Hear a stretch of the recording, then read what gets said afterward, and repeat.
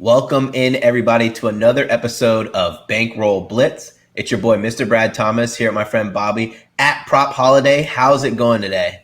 It's going good, man. It's looking great. It's a Friday in New Jersey. I'm pumped for some football this weekend, and we got a big game coming up. Game of the week. Oh, yes. Big matchup. Your boys, the LA Rams, are taking on my Tampa Bay Bucks, Super Bowl champs. I'm so excited. Listen, I would be lying if I didn't tell you that I was nervous. The Tampa Bay faithful, we are ready to throw in the towel if we lose this game. But I'm trying to tell them, guys, win or lose, we're still going to be a strong team, and we still have a very great chance of repeating. How are you feeling about the game? I mean, I definitely think it's a preview of the NFC Championship game. They're definitely, I feel, the two best teams in the NFC. Rams got the best of the Bucks last year in the regular season. So in honor of the game, I wore the original TB12, the Tony Banks Rams jersey that no one knows who he is, nor should they. But yeah, I'm pumped, man. It's going to be a good game. I just hope Fox has it on because New Jersey, I'm stuck with the Giants. But it should be the game of the week. So fingers crossed. Awesome. Well, let's jump into the action. I'm going to start with my 6-point teaser here. It's the New York Jets traveling to the Denver Broncos as leg one, which will bring them to -4.5. The reason I'm fading the Jets here, man, they're terrible against the run. They can't stop anything, and this two-headed monster of Javonte Williams and Melvin Gordon looks great. And for the Broncos, who knew that they were just an efficient quarterback away from being solid? They're covered in both of their games, and Teddy Two Gloves looks really good. For the Jets, they can't seem to get anything going offensively. They're only averaging 10 points per game, and poor Wilson. Wilson's already thrown, 5 picks this year, turned the ball over a couple of times. It's not where you want to start your season, and I think that the Broncos cover the original spread, but I love teasers like this because I'm confident in the Broncos to cover the original spread, which gives us a little bit of leeway in the -4.5. And the second leg of that, it's the Arizona Cardinals traveling to Jacksonville.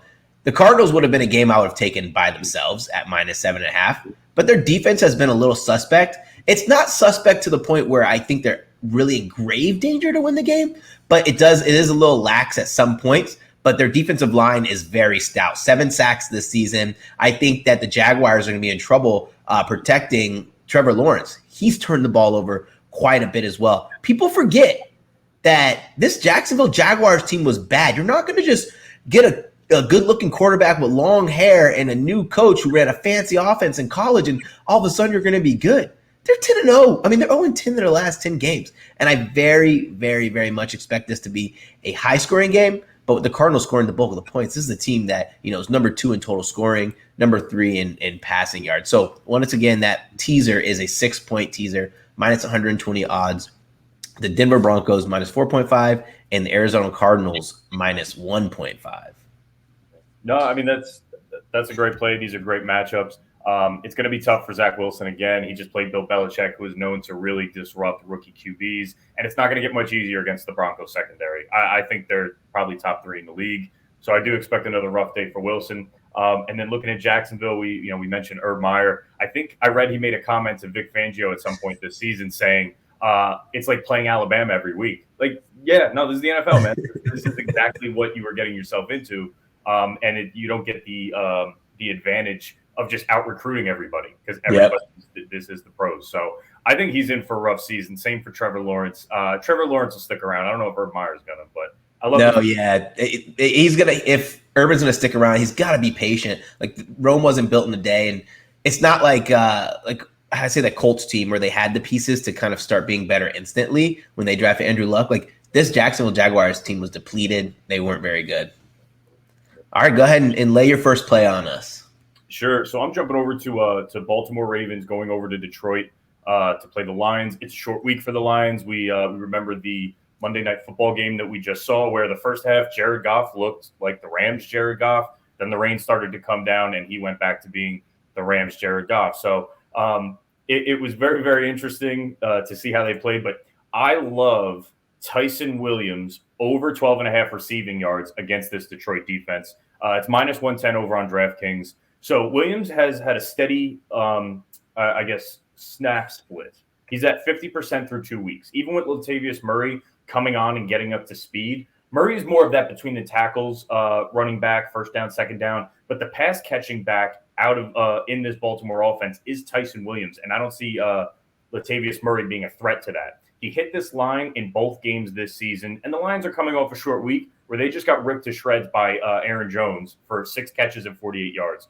So Tyson Williams being the main running back pass catcher in this offense at 12.5 yards, and he's already hit this twice. I really like it. I like it for one unit. It seems pretty manageable to me. Awesome. Yeah, I like that a lot. I just hope for fantasy purposes they stop feeding freaking Latavius Murray on the 1 yard line. Let Tyson Williams get some action.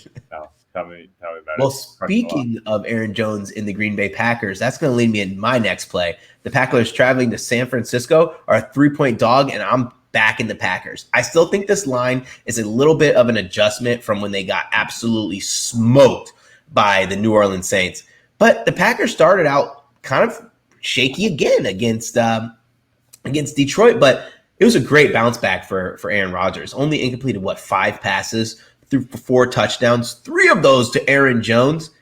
And I'm fading the San Francisco team, who hasn't been particularly good at home. They're 1-7 their last 8 home games, and against that Eagles defense, which is not stout by any means, they couldn't score more than 17 points, and they outpossessed the Eagles almost 2-1. It was a gross showing, and I'm just going to go ahead and take the talent here. I think 3 points is a lot for a team that I think is going to win. I think Green Bay wins outright, so if you want to back the money line, go ahead.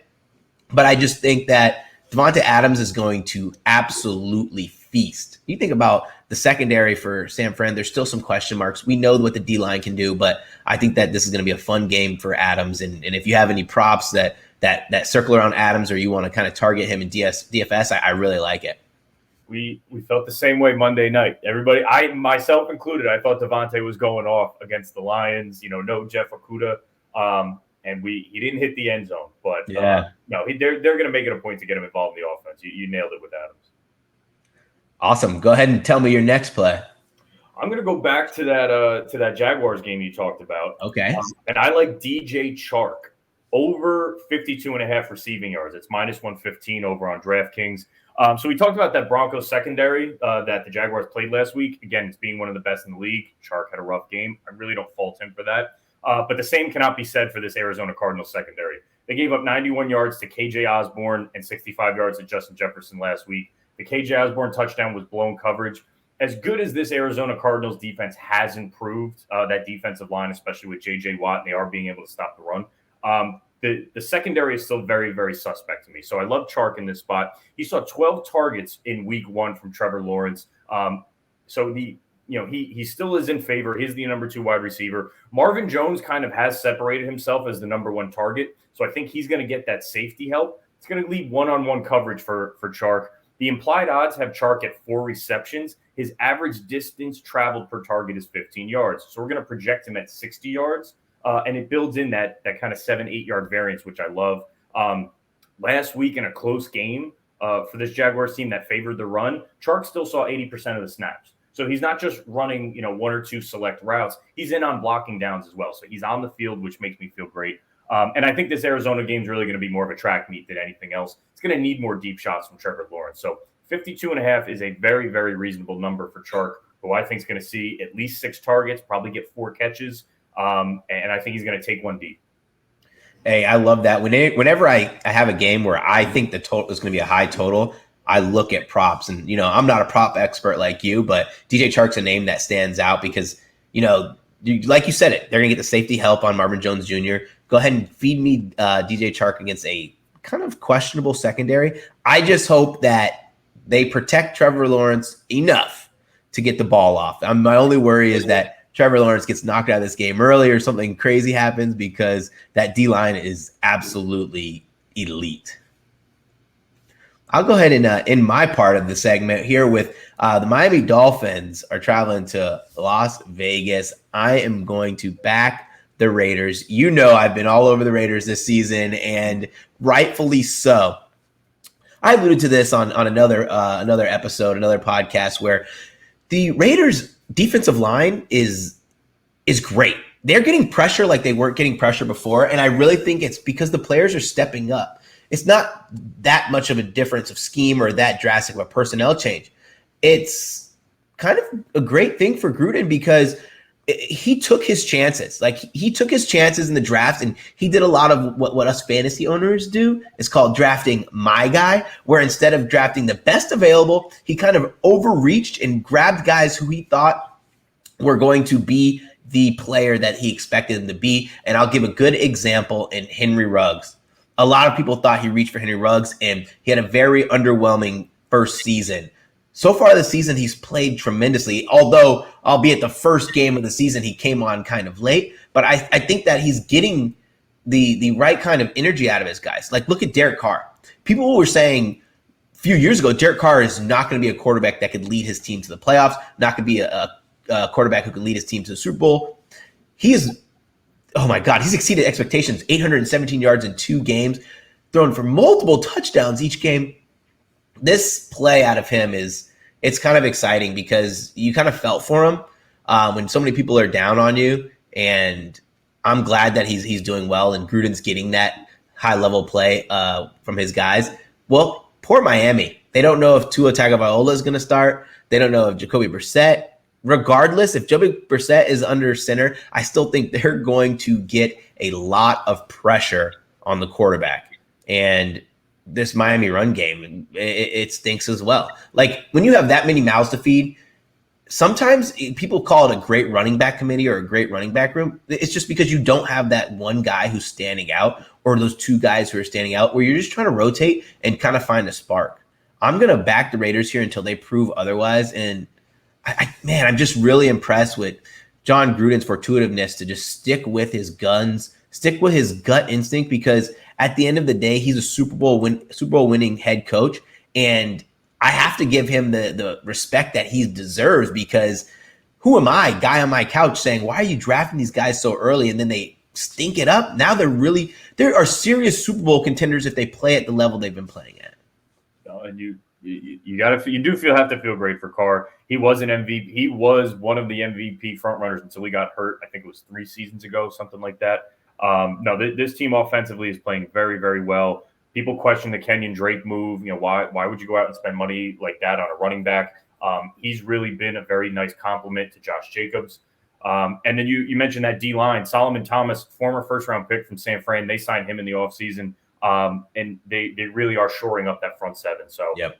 I think this is a great play, especially I'm expecting Jacoby Brissett to start.